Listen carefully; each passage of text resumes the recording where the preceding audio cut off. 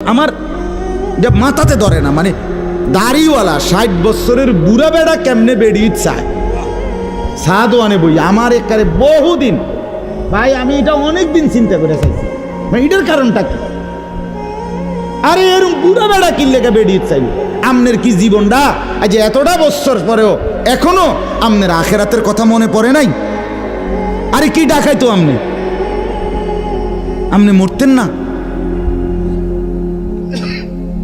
আয় হায় হায় আল্লাহ, একটা সমাজের মধ্যে কিছু মানুষ তো থাকা উচিত।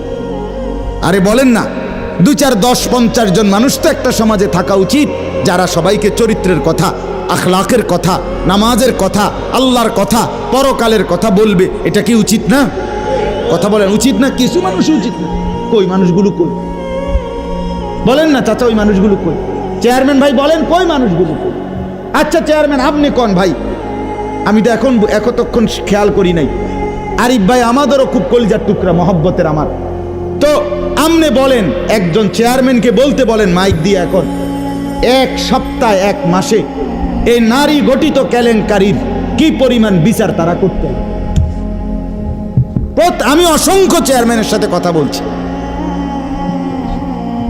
প্রায় বলে হুজুর সমাজটা খাইয়া লাইছে একদম। এই যে বলতেছে এটাই বেশি চরিত্রহীনতার সয়লাভ। আহা আহারে নারী, বেচারা স্বামী 16 বছর বিদেশ করছে, হায় রে কলজা ফাটা তার কষ্ট।